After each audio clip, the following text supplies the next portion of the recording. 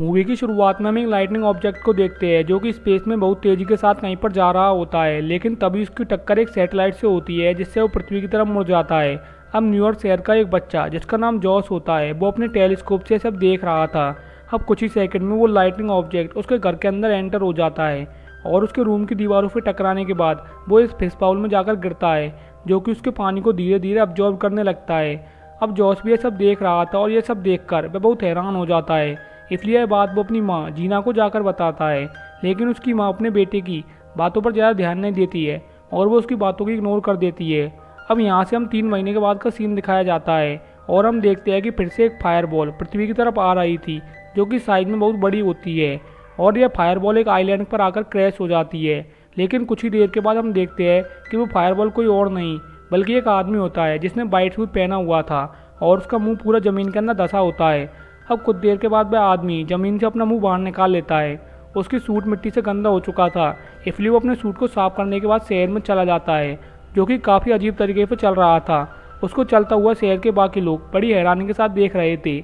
इस आदमी को रोड के नियम भी पता नहीं होते हैं, इसलिए जब रेड सिग्नल हो रखा था तब वो रोड क्रॉस करने लगता है जिससे जीना उसे अपनी गाड़ी से उड़ा देती है। अब वो उस आदमी की मदद करने के लिए गाड़ी से उतर जाती है और जब वो उसके पास आकर देखती है तब उसे पता चलता है कि उस आदमी की दोनों टांगें टेढ़ी हो चुकी है।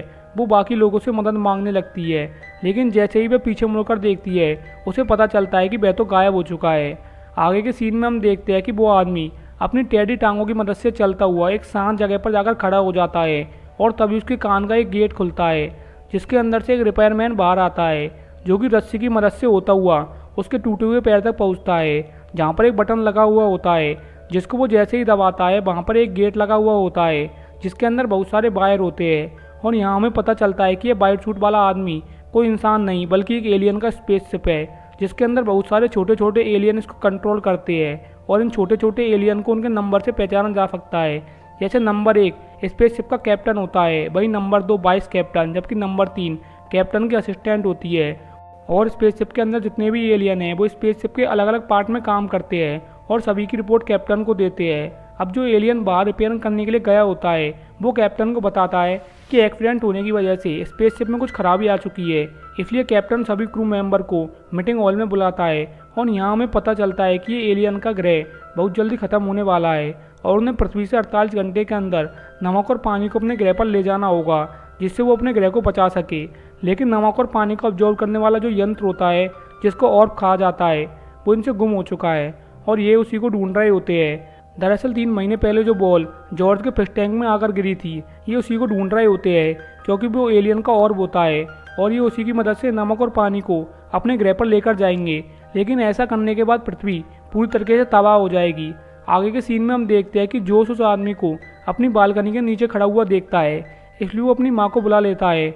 और जीना जब उस आदमी को देखती है तो वो उसे पहचान जाती है कि यह वही आदमी है जिसको उसने टक्कर मारी थी, इसलिए वो उसके पास जाकर उससे माफ़ी मांगती है और उससे बात करने की कोशिश करती है। पर अंदर बैठे कैप्टन को उसकी बातें समझ ही नहीं आ रही थी, इसलिए वो अपने असिस्टेंट से गूगल ट्रांसलेट करने के लिए कहता है। अब नंबर 3 उसे सारी बातें गूगल ट्रांसलेट करके बता देती है जिससे कैप्टन को उसकी सारी बातें समझ आने लगती है। जैना उस आदमी को लेकर अपने घर चली जाती है और उससे बातें करने लगती है। लेकिन तभी नंबर 3 की नज़र जो उसकी एक पिक्चर के ऊपर जाती है जिसके हाथ में वही बॉल थी जिसको एलियन ढूंढ रहे थे। अब कमांड देने के बाद वो आदमी जीना से उसके बेटे के बारे में पूछने लगता है कि वो कहाँ पर है, लेकिन जीना जैसे ही उसे बताती है कि वो स्कूल गया है वो उसको बाय कहकर वहाँ से चला जाता है। दूसरी ओर हमें पुलिस को दिखाया जाता है जो कि उसी जगह पर पहुँचती है जहाँ पर एलियन का स्पेसशिप क्रैश हो गया था और यहाँ से पुलिस को उसका फेस मिल जाता है जिससे उन्हें पता चल चुका है कि वो आदमी कैसा दिखाई देता है। इधर वो एलियन जो उसको ढूंढ रहा था, लेकिन कुछ बच्चे जो ग्राउंड में खेल रहे थे वो उसको आइसक्रीम वाला कहकर चिढ़ाने लगते हैं। इस बात से कैप्टन को काफ़ी अजीब लगता है कि आखिर ये बच्चे उसे आइसक्रीम वाला क्यों बोल रहे हैं। इसलिए जब वह गूगल पर सर्च करता है तब उसे पता चलता है कि जैसी ड्रेस उसने पहनी है यहाँ पर वो ड्रेस आइसक्रीम वाले पहनते हैं, इसलिए वह कपड़े खरीदने के लिए एक मॉल में जाता है।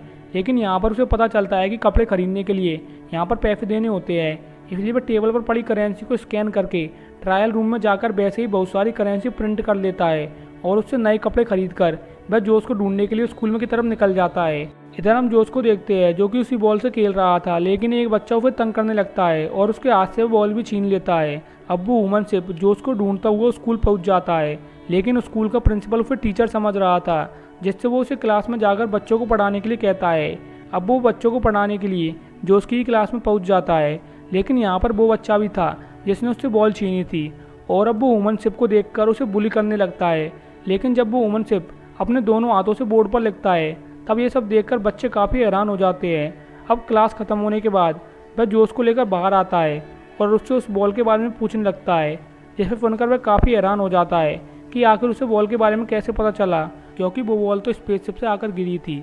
लेकिन जब वो उससे पूछता है कि क्या तुम एलियन हो, यह सुनकर कैप्टन और उसके बाकी क्रू मेंबर बहुत हैरान हो जाते हैं, क्योंकि जॉश को उनकी सच्चाई के बारे में पता चल चुका था।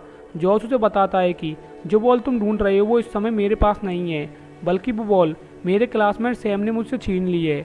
वो उसे लेकर सैम को ढूंढने के लिए कैंटीन में पहुंचता है, लेकिन सैम यहाँ पर होता ही नहीं है। पर तभी यहाँ पर 2 गुंडे आ जाते हैं जो कि कैंटीन को लूटने के लिए आए थे, लेकिन वो वुमन शिप उनमें से एक गुंडे को उठाकर दूर फेंक देता है, जिससे उसके दूसरे साथी को बहुत गुस्सा आता है और वो उसके ऊपर गन पॉइंट कर लेता है। पर वो अपनी 2 उंगलियों से उसकी गन को दबा देता है, जिसे देखकर वो गुंडा बहुत ज़्यादा डर जाता है और यहाँ से भाग जाता है। अब इनको सैम तो नहीं मिल पाया था, इसलिए जोश उसको अपने घर चलने के लिए कहता है।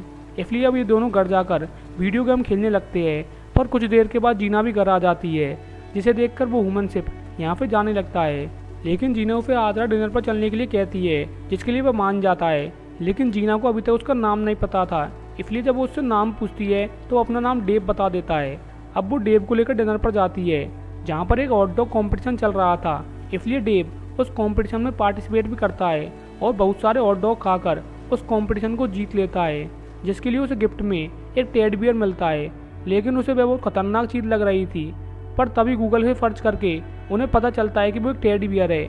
इसलिए अब डेव वो टेडी बियर को जीना को गिफ्ट कर देता है, जिससे वो उससे बहुत ही इम्प्रेस हो जाती है। पर तभी डेव एक्सक्यूज मी बोलकर वॉशरूम चला जाता है और उसने कंपटीशन के दौरान जितने भी हॉट डॉग खाए थे उसके अंदर के एलियन उन सभी को बाहर निकाल देते हैं। अब वॉशरूम से आने के बाद डेव देखता है कि जो सैम से अपनी बॉल लेने की कोशिश कर रहा है, पर वो उसको बॉल नहीं दे रहा है, जिससे डेव उसको उल्टा लटकाकर उससे अपनी बॉल छीन लेता है। बॉल मिलने के बाद शिप के सभी क्रू मेंबर बहुत खुश होते हैं और वाइस कैप्टन से कहता है कि अब हमें बॉल मिल चुकी है, इसलिए हमें जल्दी काम खत्म करके अपने ग्रह लौट जाना चाहिए। लेकिन कैप्टन को पृथ्वी पर मजा आने लगा था, इसलिए वह कुछ दिन और रुकने का फैसला करता है। पर उनको पृथ्वी पर 48 घंटे पूरे हो चुके हैं, जिससे डेव की बैटरी डाउन हो जाती है और वह नीचे गिरकर बेहोश हो जाता है।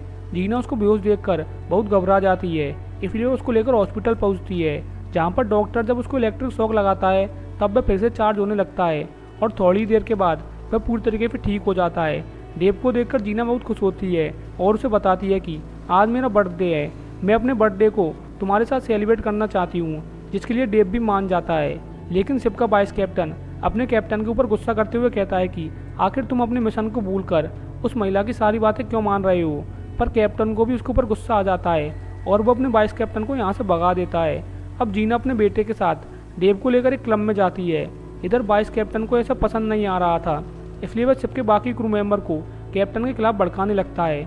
आगे के सीन में हम देखते हैं कि पुलिस डेव की फोटो को लेकर उसे ढूंढते हुए क्लब तक पहुंच जाती है और उसको अरेस्ट भी कर लेती है। पर शिप के बाकी क्रू मेंबर पुलिस के ऊपर हमला करने के लिए कहते हैं, पर कैप्टन उनको रोक लेता है।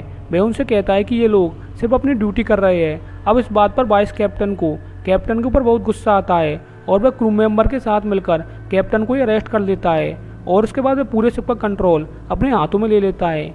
इसके बाद वह पुलिस के हेडक्वार्टर में एक बहुत बड़ा धमाका करता है, जिसमें कई सारे पुलिस वाले मारे जाते हैं और वह डेव को वही फिर से पुराने कपड़े पहना देता है। अब इसी बीच डेव के कान से निकलकर एक एलियन पुलिस की चाय में गिर जाता है। यह देखकर नंबर 3 को समझ आ चुका है कि वो गलत आदमी का साथ दे रही है, इसलिए वो अपने कैप्टन के पास जाकर उसे आज़ाद करा देती है।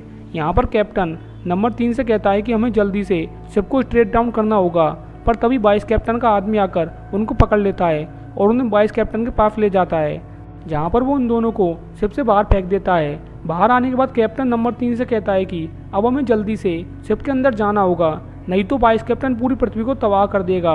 अब ये दोनों शिप के अंदर जाने के लिए कुछ ढूंढने लगते हैं और तभी इनको एक पॉलिथीन दिखाई देती है, जिसको ये हॉट एयर बलून की तरह इस्तेमाल करते हैं। लेकिन जब ये ऊपर की तरफ जा रहे थे तभी इनकी टक्कर एक बस से होती है, जिससे ये उसके वाइपर में अटक जाते हैं। लेकिन बस का वाइपर एक लॉन्चर की तरह काम करता है, जिससे वो इन दोनों को शिप के जूते के ऊपर फेंक देता है और इसलिए अब ये दोनों शिप के अंदर जाकर उसमें कुछ खराबी कर देते हैं, जिससे डेव ठीक से चल नहीं पाता है। पर वाइस कैप्टन को जल्द से जल्द लिबर्टी आइलैंड पहुंचना था, जिससे वे वहां जाकर नमक और पानी को ऑब्जॉर्व कर सके। इसलिए वहां जाने के लिए कार का इस्तेमाल करता है। दूसरी ओर में डेव को दिखाया जाता है जो कि लिबर्टी आइलैंड में पहुंच चुका था और ऑर्ब को पानी में फेंकने ही वाला था। तभी कैप्टन उसे कंट्रोल करके रोकने की कोशिश करता है, पर काफ़ी कोशिश करने के बाद भी वो उसको रोक नहीं पाता है और वह बॉल उसके हाथ से छूटकर समुद्र में गिर जाती है। अब कैप्टन नंबर 3 के साथ अपने क्रू मेंबर के पास आता है और उन्हें समझाने लगता है कि इंसान हमारे दुश्मन नहीं है, इसलिए हमें अपने फायदे के लिए पृथ्वी को नुकसान नहीं पहुंचाना चाहिए। कैप्टन की बातें सभी क्रू मेंबर सहमत हो जाते हैं, इसलिए एक बार फिर से शिप का कंट्रोल कैप्टन के हाथों में आ जाता है और उसके बाद वो उस ऑर्ब को पानी से बाहर निकालने का ऑर्डर देता है। लेकिन शिप का इंजीनियर उसे बताता है अगर हम ऐसा करते हैं तब शिप की पूरी एनर्जी खत्म हो जाएगी और हम यहीं पर फंस जाएंगे। अब इनके पास दो ही रास्ते हैं, या तो ये खुद को बचा सकते हैं या पृथ्वी को। लेकिन कैप्टन पृथ्वी को बचाने का फैसला करता है और उसके इस फैसले से शिप के बाकी क्रू मेंबर बहुत खुश होते हैं। अब कैप्टन शिप की पूरी पावर का इस्तेमाल करके उस ऑर्ब को पानी से बाहर निकाल लेता है, लेकिन ऐसा करते ही शिप शट डाउन हो जाता है और यहाँ पर पुलिस आकर डेव को चारों तरफ से घेर लेती है। यहाँ पर जोश और उसकी माँ भी पहुँच जाते हैं, लेकिन जब जोश डेव को शट डाउन देखता है तब वो पुलिस वाले का इलेक्ट्रॉनिक डिवाइस छीनकर डेव के लगा देता है, जिससे इलेक्ट्रिक शॉक लगने की वजह से डेव चार्ज हो जाता है और यह देखकर शिप के क्रू मेंबर बहुत खुश होते हैं। अब इसके बाद डेव अपना मुंह खोलता है, जिसके अंदर से कैप्टन नंबर 3 को लेकर बाहर आता है और वो सभी लोगों को बताने लगता है कि तुम्हारी पृथ्वी पूरी सेफ है, हम उसे कोई नुकसान नहीं पहुंचाएंगे। वो जोश को थैंक यू भी बोलता है और कहता है कि एक दिन तुम बहुत अच्छे कैप्टन बनोगे। और अब डेव लॉन्च होकर यहाँ पर जाने लगता है, लेकिन तभी यहाँ पर FBI की टीम आ जाती है जो कि डेव के ऊपर जाल फेंकती है, जिससे वह नीचे आकर गिरता है। पर जितने भी क्रू मेंबर थे वो डेव के जूते में आकर बैठ जाते हैं और उसके जूते को उसकी बॉडी से अलग करके यहाँ पे जाने लगते हैं, जिससे FBI की टीम उन्हें रोक नहीं पाती है। और पृथ्वी को बचाने में नंबर 3 ने कैप्टन का बहुत साथ दिया था, इसलिए कैप्टन उसको प्रपोज कर देता है।